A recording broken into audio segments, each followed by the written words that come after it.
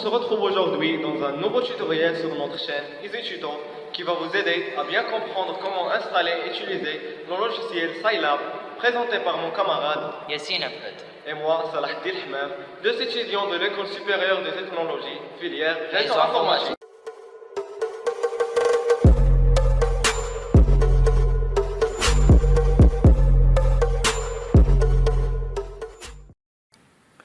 Premièrement, je vais vous parler un peu du logiciel Scilab.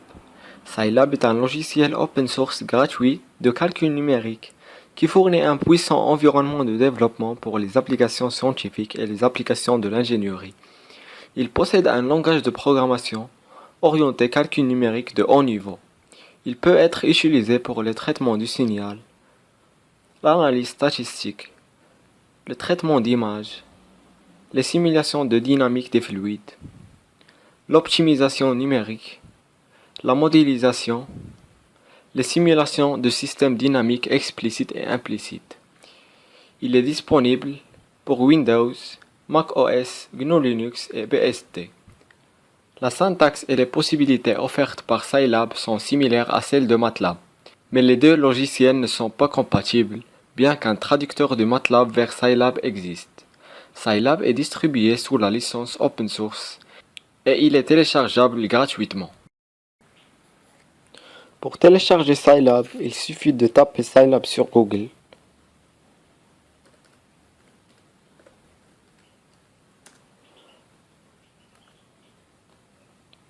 Après, vous cliquez sur téléchargement. Et comme vous voyez, il existe plusieurs versions. Vous choisissez la version compatible avec votre machine. Après, vous l'enregistrez dans l'emplacement qui vous convient.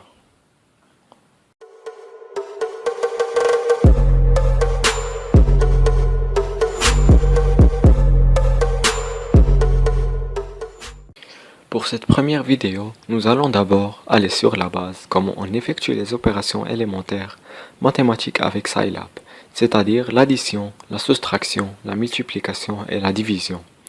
Alors directement je vais lancer, si vous permettez, Scilab. Et on va commencer par les opérations simples, ensuite nous allons essayer de les affecter à des variables. Enfin nous allons décoller sur quelques petites fonctions qui vont nous aider dans le calcul. En fait, on va commencer par les bases. Donc, voilà. Ça, c'est l'espace console de Scilab où nous allons saisir nos codes. Et ça, c'est le navigateur des variables.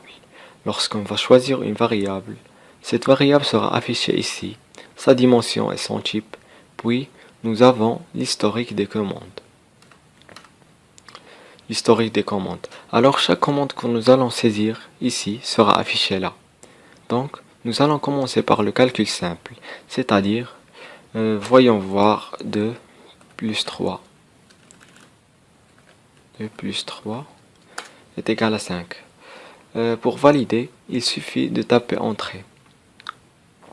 Et comme vous voyez, le résultat, c'est 5. Ce résultat est affecté à la variable 11, comme vous voyez dans le navigateur des variables. Cette variable 11 à droite avec la dimension 1 fois 1 de type double, c'est une variable locale. Donc, vous avez la première variable 11 par défaut qui est là. Et on va essayer de voir encore la soustraction. Par exemple, 3 moins 7. 3 moins 7 et on valide. On a le résultat qui est moins 4. Ensuite, on va effectuer un calcul de propriété, c'est-à-dire si je tape 5 plus 4 moins 7, en effectif, ça doit donner 2, c'est-à-dire le résultat 4 moins 7 est propriétaire, va nous donner moins 3, et moins 3 serait additionné à plus 5, donc on aura 2. Alors, on va vérifier. Voilà, on a obtenu 2. Donc, on peut dire que Scilab respecte le calcul propriétaire. Ensuite, on va dans la multiplication. Par exemple, 34 fois 3. 34 fois 3. Je tape Entrée. Et vous avez le résultat qui est 102. en dernier plan, c'est-à-dire la division, on tape 56 divisé par exemple 7. On clique Entrée et voilà, vous avez comme résultat 8. Une autre division, on va faire 56 divisé par 56 divisé par 9. 56 divisé par 9, il vous donne un nombre avec virgule, voilà, 6,22222. Donc Scilab est capable d'effectuer tous ces parties, tous ces calculs pour vous mettre à l'aise. Donc la première partie respecte la propriété dans les calculs. Il est possible aussi de présenter vos propriétés en utilisant les parenthèses. Par exemple, on ouvre la parenthèse. Par exemple, 4 moins 7, on ferme la parenthèse, plus, on ouvre la parenthèse, 3 plus 7, on ferme la parenthèse, fois 3. Donc, les opérations entre parenthèses seront effectuées par l'ordre suivant. 4 moins 7, vous aurez moins 3. 3 plus 7, vous aurez 10. 10 moins 3, c'est 7. 7 multiplié par 3, c'est 21. Bien, donc cette première partie, le calcul est simple, pas compliqué. C'est juste une calculatrice à l'intérieur de Scilab. On va maintenant s'attaquer aux nombres complexes proprement dit. Alors, les nombres complexes peuvent avoir les nombres entiers naturels, c'est-à-dire de 0 jusqu'à l'infini. Des nombres naturels qui ne contiennent pas des virgules. Voilà, ils sont compris là-dedans les nombres réels. D'abord, les nombres complexes sont caractérisés par un i. Donc, pour cela, on tape pourcentage i. Pourcentage i. Donc, i devient complexe. Si vous ne mettez pas le pourcentage et que vous tapez directement i, il aurait un message d'erreur, variable non définie. Bien, on va effectuer quelques opérations avec les nombres complexes. Donc, je tape 3 plus 7 fois pourcentage i. Alors, cette i, c'est la multiplication du réel 7 par i. Donc, 7 multiplié par pourcentage i. Donc, vous avez 3 plus 7i. Bien, on va attribuer maintenant des valeurs à des variables. Jusqu'à présent, on a une seule variable, c'est 11. Donc, la première, on va la définir, c'est a. On va l'attribuer la valeur 3 plus 7 fois pourcentage i. Je m'excuse. On va mettre un point virgule pour ne pas afficher ce résultat à les lignes suivantes. J'appuie maintenant Entrée, le calcul est fait, mais le résultat ne sera pas affiché. Ensuite, je vais définir un autre nombre complexe, par exemple 1 plus pourcentage i, 1 plus pourcentage i. Et je vais mettre un point virgule, donc voilà, on vient de définir a. Maintenant, on va définir b. b est égal 1 plus pourcentage i, point virgule. Maintenant, on vient de définir a et b, deux variables. Vous pouvez les voir dans le navigateur des variables, ici. Maintenant, on va voir si Scilab peut faire des multiplications avec des nombres complexes. Alors, je tape C, une variable qui va avoir le produit de A et B. C est égal à A fois B.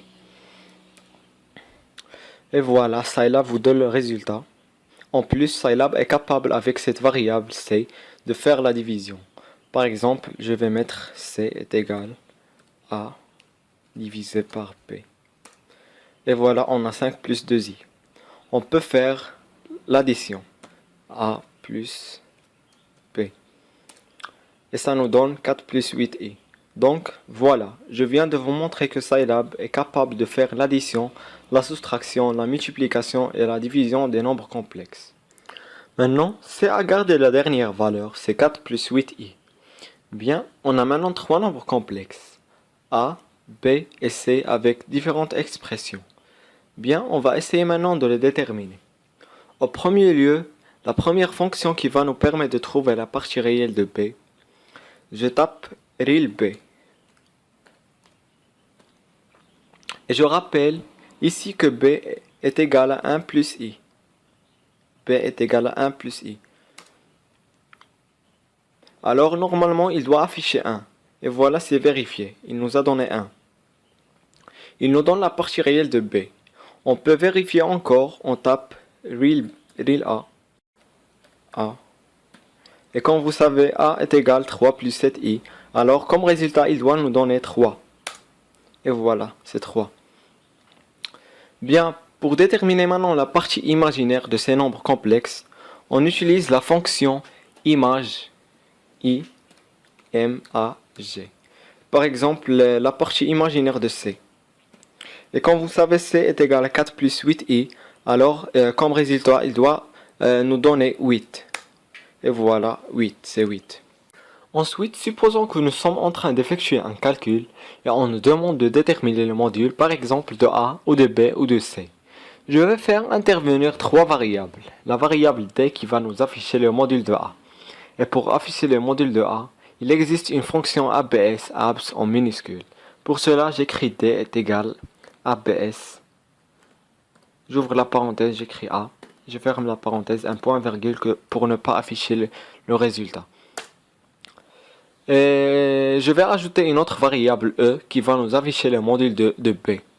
E est égal à BS. Ouvre la parenthèse B. Ferme la parenthèse, point virgule. Pour ne pas afficher le résultat.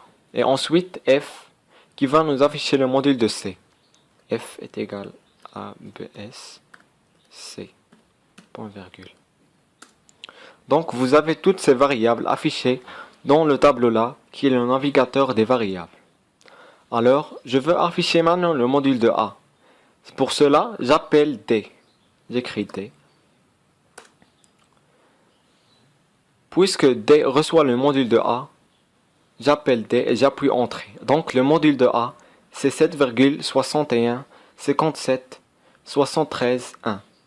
Si je dois afficher le module de B, je n'ai qu'à appeler E. J'appuie sur Entrée et voilà le résultat. 1,414213,6. Et je rappelle que cette valeur est de racine de 2. Et pour la dernière expression, le module de C, j'appelle F et j'appuie sur Entrée. Vous avez comme résultat 8,944271,9. Et voilà, pour déterminer la partie réelle, on utilise la fonction will. Pour déterminer la partie imaginaire, on utilise la fonction image. Et pour déterminer le module, c'est la fonction ABS. Bien, il nous reste la phase. Alors pour déterminer l'argument, Scilab nous donne aussi cette fonction phaseMag. Alors, comme vous savez, le résultat, ça sera en degrés, pas en radial. Maintenant, on va déterminer l'argument de A. Pour cela, j'écris phaseMag. J'ouvre la parenthèse A. Je ferme la parenthèse. Et quand vous voyez le résultat, ça sera 66,9409 degrés. Si je répète cette expression et que je veux déterminer l'argument de B, on écrit phaseMag de B. Le résultat, ça sera 45 degrés. L'argument de C, phaseMag. L'argument de C, c'est 63,4349 degrés. Donc, phaseMag vous donne l'argument du nombre complexe. Pour ce dernier point, je vais vous présenter la dernière fonction pour vous montrer comment on calcule le conjugué du nombre complexe. Alors, pour calculer le conjugué de A, on tape conj A. Conj, on ouvre la parenthèse, on ferme la parenthèse. Je rappelle que A avait pour valeur 3 plus 7i. Alors son conjugué vous donne 3 moins 7i. Pour calculer le conjugué de B, de la même façon, on écrit conj, ouvre la parenthèse B, ferme la parenthèse. Ça nous donne 3 moins 1 moins i. 1 moins i. Et comme vous le savez, B a une valeur de 1 plus i. Je vais maintenant laisser la parole à mon camarade Yassine qui va terminez la vidéo. Tout d'abord, Scilab, c'est comme une calculatrice. Si vous faites 1 plus 2, eh bien, vous avez directement le résultat. Vous pouvez utiliser les variables, donc je peux utiliser la variable A, dans laquelle je vais mettre la valeur que je souhaite, par exemple 4. Mais surtout, on pourra manipuler des matrices. Donc, par exemple, si je tape A égale 1.1, cela va me créer un vecteur de colonne constitué donc des deux éléments 1 et 1, donc une matrice colonne. Je peux aussi faire un vecteur ligne en mettant non pas un point virgule, mais simplement un espace ou une virgule, et dans ce cas-là, j'aurai un vecteur ligne constitué des deux éléments, à nouveau 1 et 1, ou quelques éléments que vous auriez mis à la place de ces nombres. Alors, l'intérêt de Scilab, c'est que vous pourrez directement faire des calculs sur l'ensemble de la matrice. Par exemple, je peux calculer la somme des éléments contenus dans mon tableau à l'aide de la commande sum. Et là, j'ai donc 1 plus 1 qui vaut 2. Je peux également calculer la norme de ce vecteur en tapant nombre de A. Et je vais avoir évidemment racine de 2. Un autre exemple de calcul qu'on peut faire, c'est de normaliser le vecteur. Donc pour ça, je vais faire A est égal à divisé par sa norme. Et vous aurez immédiatement un vecteur normé, constitué des deux éléments, 1 sur racine de 2 et 1 sur racine de 2. Une autre commande utile sera la transposition. Donc si je fais A', je vais en fait fabriquer le vecteur transposé du vecteur A. Donc tout à l'heure j'avais un vecteur ligne, maintenant j'ai un vecteur colonne qui va être évidemment toujours un vecteur normé. Je peux aussi faire du calcul matriciel en multipliant les matrices. Donc par exemple si je fais A fois A', eh bien je multiplie un vecteur ligne par un vecteur colonne, et cela me donne évidemment un nombre qui va être le carré de la norme du vecteur, donc en l'occurrence 1. Je peux faire le contraire. Je peux faire A' multiplié par A. Donc dans ce cas-là, je multiplie un vecteur colonne par un vecteur ligne. Ça va me donner une matrice de 2 avec un demi à chaque élément de la matrice. Je peux également construire une matrice de nombre nul avec des dimensions spécifiées. Donc par exemple 0,3,2, ça me fait une matrice avec 3 lignes et 2 colonnes. De la même manière, on peut faire une matrice avec des 1. Donc une matrice carrée par exemple constituée des 1. Bien, alors ce qui nous sera utile dans la suite, c'est de créer une rampe de nombres régulièrement espacés, et ça on le fait avec la commande de points. Enfin plus précisément, si je tape 1, 2.4, eh bien vous allez construire une rampe de nombres variants de 1 jusqu'à 4 par défaut par pas de 1. Je peux également faire ça avec un pas différent en spécifiant le pas explicitement. Donc si je fais 1, 2.2, 2.10, je vais avoir l'ensemble des nombres, enfin une rampe variant de 1 à 10 par pas de 2, c'est-à-dire les premiers nombres impairs, 1, 3, 7, 9, 1, 3, 5, 7, 9. Évidemment, 10 n'apparaît pas parce que 10 n'est pas un nombre impair. Bien, alors on peut essayer de faire donc, comme j'ai déjà dit, du calcul matriciel. Je veux le carré de ces nombres. Si je tape A multiplié par A, ça ne va pas marcher. Parce que quand vous multipliez au sens de la multiplication matricielle, deux vecteurs lignes l'un par l'autre, évidemment vous aurez une erreur en multiplication incohérente, puisque vous n'avez pas les bonnes dimensions au sens de la multiplication matricielle. Alors il existe une commande dans Scilab pour faire une multiplication terme à terme, qui est ce qu'on voudrait faire pour avoir les carrés de ces nombres. Donc si je fais A point multiplié A, eh bien ça veut dire que je vais faire l'opération non pas au sens matriciel, mais au sens terme à terme. Donc je vais directement prendre le premier nombre fois le premier nombre, donc j'aurai le carré de 1. Le deuxième nombre fois lui-même, donc le carré de 3, ça me donne 9, etc. Donc j'ai ici un tableau qui contient les carrés des premiers nombres impairs. Je peux également construire une matrice de nombres nuls avec des dimensions spécifiées. Donc par exemple 0,3,2, ça me fait une matrice avec 3 lignes et 2 colonnes. De la même manière, on peut faire une matrice avec des 1. Donc, une matrice carrée, par exemple, constituée des 1. Bien. Alors, ce qui nous sera utile dans la suite, c'est de créer une rampe de nombres régulièrement espacés. Et ça, on le fait avec la commande de points. Enfin, plus précisément, si je tape 1, 2.4, eh bien, vous allez construire une rampe de nombres variants de 1 jusqu'à 4 par défaut par pas de 1.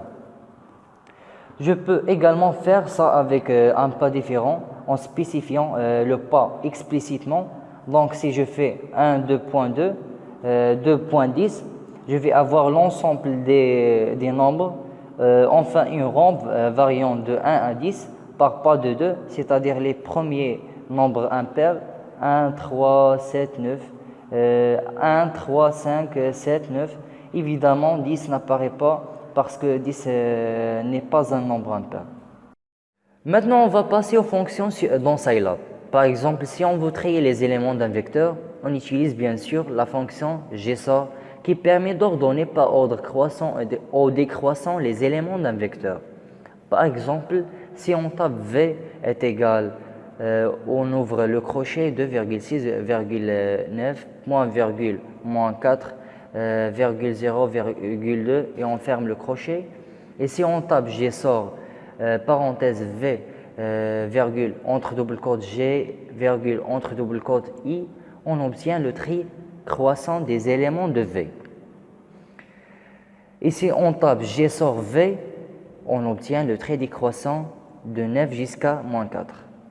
Et une autre fonction pour déterminer la taille, c'est la fonction length, qui retourne le nombre de coordonnées dans le cas d'un vecteur. Par exemple, u est égal à un crochet 1, 2.10 va nous donner les nombres de 1 jusqu'à 10. On va mettre length de u, ça va nous donner 10, qui est le nombre des éléments de ce vecteur. Et la fonction size, qui retourne les dimensions, c'est-à-dire les lignes, le nombre des lignes et des colonnes dans le cas d'une matrice. Si on tape m est égal, on ouvre le crochet 1, 2, 3, point virgule, 4, espace 5, espace 6 et on ferme le crochet et on met 16u, ça va nous donner les dimensions de cette matrice. Dans ce cas, ça va nous donner 2 et 3, c'est-à-dire 2 lignes et 3 colonnes. Passons maintenant à la résolution du système linéaire. Donc, pour résoudre le système linéaire AX est égal Y, où A est une matrice, on utilise l'anti-slash. Donc, notre système sera X est égal à anti-slash Y. Et pour résoudre ce système, on commence tout d'abord par saisir les éléments de la matrice A en tapant A est égal un crochet 1, espace 2, espace 3, point virgule 4, espace 5, espace 6. Et on termine par un point virgule pour ne pas afficher la matrice A. Et pour Y, on tape Y est égal 1, espace 1 et on ferme le crochet. Donc, X est égal à 1A anti-slash Y, ça va me donner la matrice X. Et pour vérifier, on tape A fois X qui va donner la matrice ou bien le vecteur Y constitué des éléments 1 et 1. Toujours dans le cadre d'une matrice, les crochets permettent de définir une matrice. Un espace ou une virgule permet de passer d'une colonne à la suivante et un point virgule d'une ligne à l'autre. Par exemple, M est égal à un crochet 1, espace 2, espace 3, point virgule 4, espace 5, espace 6 et on ferme le crochet. Il est aussi possible de taper cette commande sous la forme M est égal à un crochet 1, virgule 2, virgule 3, point virgule 4, virgule 5, virgule 6 et on ferme le crochet. Les parenthèses permettent d'accéder aux éléments ou les modifier. Par exemple, pour accéder à l'élément 6 de la matrice M, on tape M, parenthèse, on ouvre la parenthèse 2,3 et on ferme la parenthèse, c'est-à-dire accéder à l'élément qui se trouve dans la ligne 2 et la colonne 3. Et pour le modifier, on tape M 2,3 est égal 23.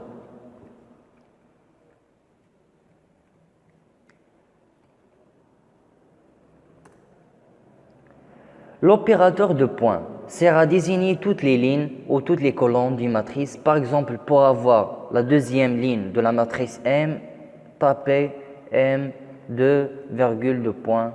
Donc on obtient la deuxième colonne qui est constituée des éléments 4, 5, 23. Et la même chose pour avoir la troisième colonne, on tape M2 point, virgule 3. Et on obtient la troisième colonne constituée des éléments 3 et 23.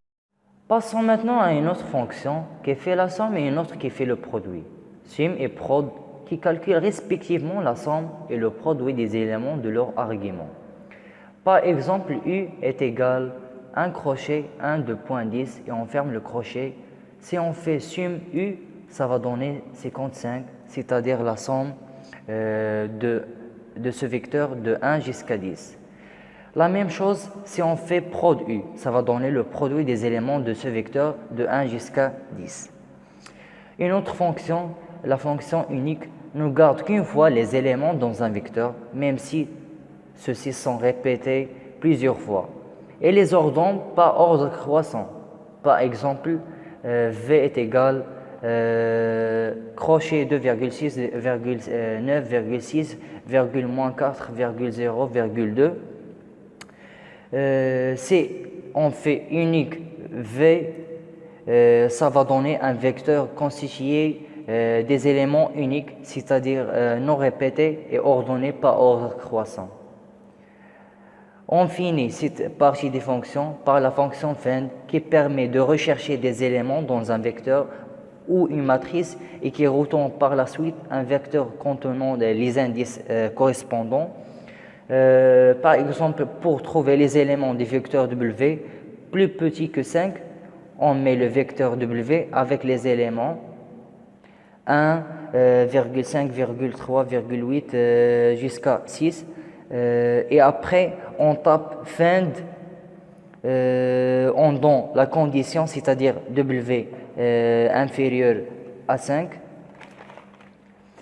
Cette commande va donner un vecteur résultat 1,3,7,8 qui va nous indiquer que les éléments qui ont 6 indices, c'est-à-dire l'élément qui a l'indice numéro 1, est plus petit que 5. Et le nombre 3 qui a l'indice 7 est aussi plus petit que 5, etc.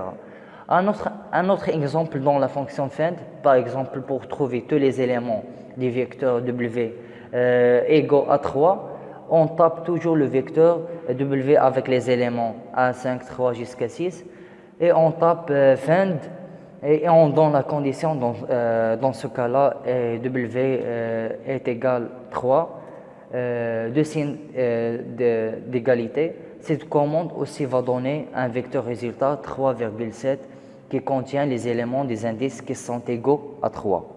Pour conclure, nous souhaitons exprimer nos sincères remerciements à notre professeur M. Zana qui nous a donné cette opportunité de réaliser ce tutoriel dans le but d'être un membre efficace dans le monde informatique et non pas un consommateur. Espérons bien que vous avez apprécié cette vidéo. N'oubliez pas de laisser un like. Et bien sûr, n'oubliez pas de vous abonner dans notre chaîne sur YouTube et YouTube pour recevoir nos prochaines vidéos. Hassol, À bientôt.